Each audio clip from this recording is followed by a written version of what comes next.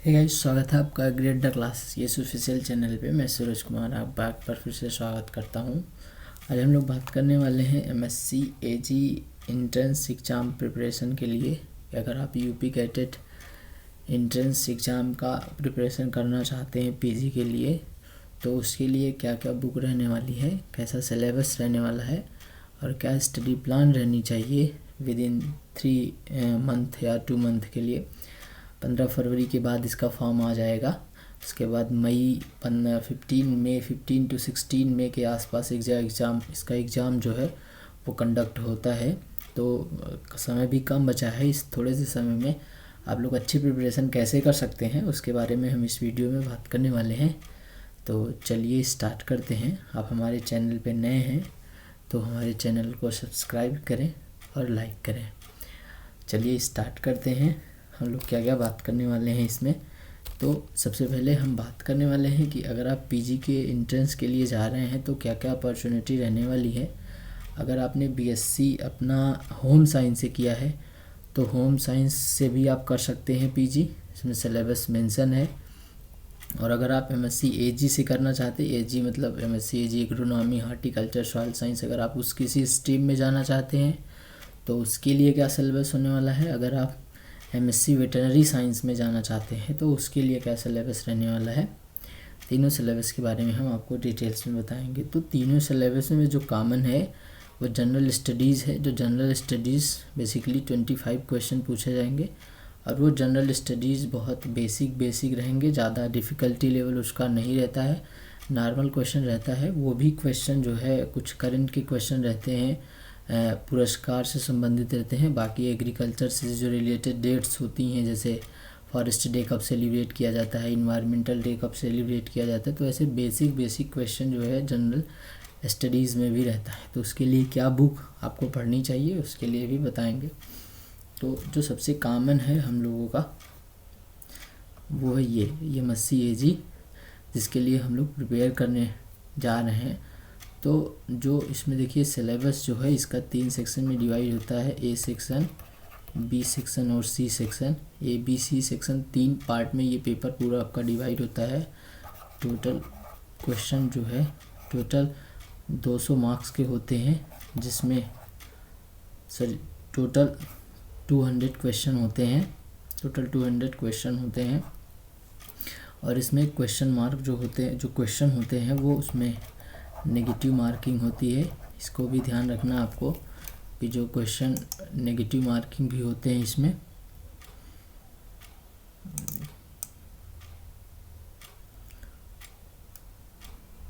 तो negative marking का ध्यान रखते हुए आपको यहाँ पे एक्यूरेसी पे बहुत ज़्यादा ध्यान रखनी है। एक्यूरेसी जितनी अच्छी रहेगी उतना अच्छा आपका रैंक बनेगा।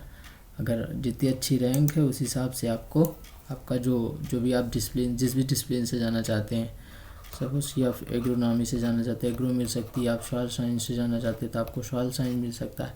तो जितनी अच्छी रैंक रहेगी उस हिसाब से आपका जो डिसिप्लिन है वो मिलेगा।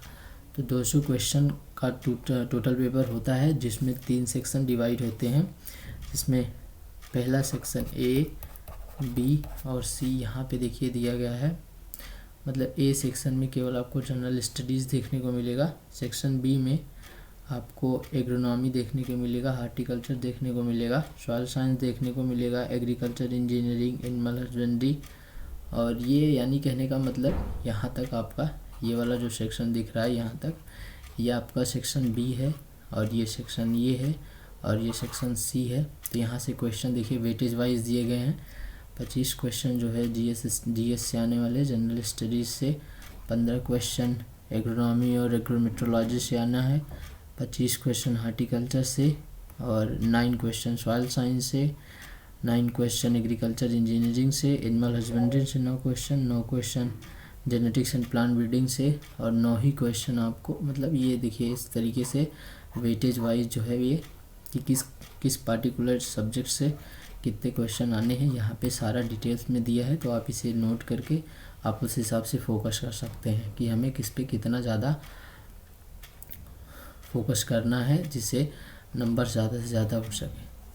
तो आप अगर 120 क्वेश्चन अप्रॉक्सीमेटली विद 100% एक्यूरेसी के साथ करते हैं तो आपको अब चाहे जिस भी डिसिप्लिन में चाहेंगे आपको एग्रोनॉमी, सॉइल साइंस, ये भी यानी जो अच्छे डिसिप्लिन के सब्जेक्ट होते हैं वो आपको प्रॉपरली मिल जाएंगे आसानी से। 120 क्वेश्चन, वो भी 100% एक्यूरेसी के साथ। तो यहाँ पे नंबर ऑफ क्वेश्चन अटेम्प्ट करनी बहुत बड़ी बहादुरी नहीं होती। यहाँ पे जो क्वेश्चन एक्यूरेसी कितनी % रखी जाती है, यानी कि यहाँ पे आप 90 क्वेश्चन ही करिएगा बट 100% एक्यूरेसी के साथ। जितनी अच्छी एक्यूरेसी रहेंगी उतना अच्छा आपका नंबर उठेगा, ठीक है। तो जीएस का जो क्वेश्चन रहता है वो बहुत नॉर्मल क्वेश्चन रहता है, तो उसके लिए हम बुक आपको रिकमेंड करेंगे कौन सी बुक आपको पढ़नी चाहिए। चलिए हम बात कर लेते हैं कि कौन कौन सी बुक आपको पढ़नी चाहिए। तो जीएस के लिए आप इसको लूसेंट को प्रेफर कर सकते हैं। लूसेंट में ये नहीं, पूरा लूसेंट नहीं पढ़ना, काफ़ी हिस्ट्री पढ़ने लग जाएं आप, पूरा मतलब बेसिक हल्का आपको थोड़ा बहुत देख लेना। बाकी एग्रीकल्चर का जो जनरल एग्रीकल्चर वाला पार्ट है वही जीएस में भी ज़्यादातर क्वेश्चन पूछे जाते हैं आपसे, जैसे कि एग्रीकल्चर से रिलेटेड मतलब अवार्ड कौन से किसको दिए गए, कौन सा डेट कब सेलिब्रेट किया गया, और एक तरीके से कौन सी बुक किसने लिखा है, कौन एग्रीकल्चर मिनिस्टर हैं, कितनी एग्रीकल्चर यूनिवर्सिटी हैं, कितनी सेंट्रल एग्रीकल्चर यूनिवर्सिटी, यानी कि जो बेसिक एग्रीकल्चर का क्वेश्चन है, जनरल एग्रीकल्चर का क्वेश्चन है, वही जीएस के क्वेश्चन में भी पूछा जाता है। बस अप्रॉक्सीमेटली आप देखेंगे तो 10 to 12 क्वेश्चन जो है वो जीएस के आते हैं, बाकी जो 10 से 15 क्वेश्चन आएंगे वो आपके इसी सेक्शन से आएंगे। दूसरी जो मोस्ट इम्पॉर्टेंट बुक है वो फंडामेंटल ऑफ एग्रीकल्चर है बाई अरुण कात्यायन की। इसकी फर्स्ट वॉल्यूम और सेकंड वॉल्यूम दोनों वॉल्यूम बहुत इम्पॉर्टेंट है। आप इसको जितनी बार रिवाइज़ कर लीजिए, अप्रॉक्सीमेटली 2 to 3 बार एग्ज़ाम के पहले इसको रिवाइज़ कर लीजिएगा। इसके बाद जो नए एडिशन का आया है उसको लीजिएगा, क्योंकि नए एडिशन में अरुण कात्यायन के सेकेंड वॉल्यूम में हार्टिकल्चर भी एडेड आपको मिलेगा। तो नए एडिशन वाली जो बुक आपको मिलेगी उस बुक को आपको परचेज़ करनी है और उस बुक को अप्रॉक्सीमेटली 2 to 3 टाइम इसको पढ़ लेना है, ठीक है। पढ़ने के ये जो वॉल्यूम फर्स्ट है, वॉल्यूम सेकंड यहाँ पे लगी हुई है, वॉल्यूम सेकंड, तो इन दोनों बुक को आपको बढ़िया से पढ़ लेना है, ठीक है। उसके बाद यहाँ से जो ऑब्जेक्टिव क्वेश्चन आते हैं, ऑब्जेक्टिव क्वेश्चन को आपको सॉल्व करना है। अरुण कात्यायन की जो बुक है इसमें सबसे अच्छी बात यह है कि इसमें जो है क्वेश्चन जो है एकदम टॉपिक वाइज दिए हैं। एग्रोनॉमी के जैसे क्वेश्चन दिए गए, एग्रोनॉमी का जो सेक्शन है उसे आप अटेम्प्ट करिए, जो सॉइल के क्वेश्चन हैं आप उसे अटेम्प्ट करिए। इस तरीके से इसमें चैप्टर वाइज और सब्जेक्ट वाइज क्वेश्चन दिए गए हैं। इन 2 बुकों को पढ़ने के बाद इस बुक को प्रीफर करिएगा, नंबर ऑफ़ क्वेश्चन ज़्यादा से ज़्यादा प्रैक्टिस करिएगा, ठीक है।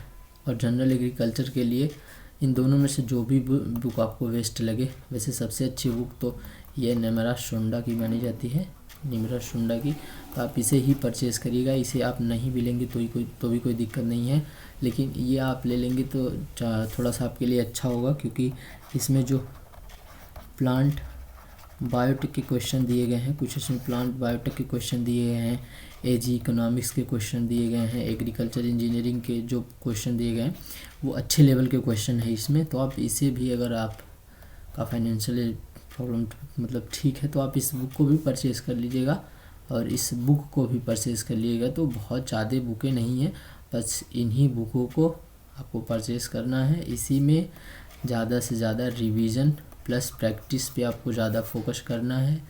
रिवीजन, ये 3 चीज़ें यहाँ पे आपको की मिलेंगी। तो पहला, जैसे कि आप जब पढ़ेंगे तो इसमें पहला इस पे ज़्यादा फोकस करिएगा, revision plus practice plus analysis,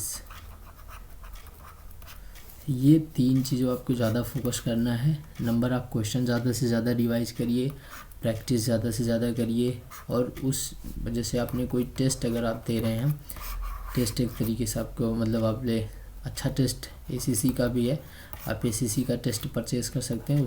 वो जो टेस्ट उस लेवल का बनाते हैं मतलब यूपी कैट लेवल का, तो आप उसको आप परचेज़ करके आप यहाँ से टेस्ट को भी दे सकते हैं ऑनलाइन। वैसे बेसिकली ऑफलाइन होता है, तो हम तो रहेंगे सबसे बढ़िया जो बुक है वो कांतवा की बुक है। आप कांतवा से नंबर ऑफ़ क्वेश्चन ज़्यादा से ज़्यादा प्रैक्टिस करिएगा और किसी बुक के पीछे मत जाइएगा। नंबर ऑफ़ बुक पढ़ने की बजाय आप नंबर ऑफ़ क्वेश्चन जो भी आपके पास बुक है, जो भी आपके पास सोर्सेस है, उसी सोर्सेस को ज़्यादा से ज़्यादा फोकस करिएगा। उसी सोर्स को मतलब जितना से ज़्यादा आप रिवीजन कर सके रिवीजन करिएगा। रिवीजन करिएगा और टेबुलर फॉर्म में एक प्रयास करिएगा कि जो भी डाटा वगैरह आपको दिया जाए, जैसे कि कुछ पीएच के आपको टेबल मिलेंगे, कुछ प्रोटीन के आपको टेबल मिलेंगे, तो इस तरीके से आप क्या करिएगा कि एक टेबुलर फॉर्म में भी चीज़ों को अरेंज करके आप पढ़ने का प्रयास करिएगा। तो लास्ट में फाइनली हम यही कहेंगे, आप जितना से ज़्यादा प्रैक्टिस कर पाइए, जितना ज़्यादा से ज़्यादा रिवीजन कर पाइए, जितना से ज़्यादा क्वेश्चन को एनालाइज कर पाइए, यही आपके लिए की है। ठीक है, तो इतना ही आपको करना है। और आगे इस स्ट्रेटजी के बारे में अगर हम आपको बताएं, तो इसमें स्ट्रेटजी के लिए आपको करना क्या है, सिंपली अगर स्ट्रेटजी के लिए आपको क्या करना है कि आप तैयारी अगर शुरू करना चाह रहे हैं, तो तैयारी पहले उससे करिएगा जो सेक्शन आपका वीक हो। जो सेक्शन आपका वीक है, सपोज़ कि आपका पैथो का सेक्शन वीक है, तो आप पहले पैथो को फोकस करिए। तो स्ट्रेटजी यही है कि आप पहले उस सेक्शन को फोकस करिए जो आपका वीक है। पहले वीक वाले सेक्शन को फोकस करिएगा, उस पर ज़्यादा से ज़्यादा क्वेश्चन प्रैक्टिस कर लीजिएगा।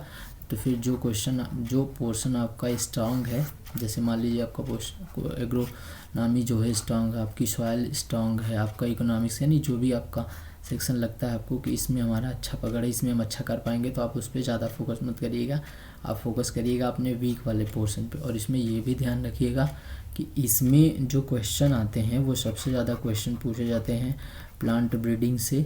जो इस पर्टिकुलर पेपर में क्वेश्चन पूछे जाते हैं प्लांट ब्रीडिंग से, पैथो से, एंटमो से, पैथो एंटो प्लस ये प्लांट ब्रीडिंग और पैथो और एंटो, और एक सेक्शन है जिसको हम बायोटेक्नोलॉजी बोलते हैं, या इस वाले सेक्शन से क्वेश्चन ज़्यादा आते हैं। मतलब क्वेश्चन जो आते हैं वो ये थोड़ा सा आप ज़्यादा प्रैक्टिस कर लीजिएगा।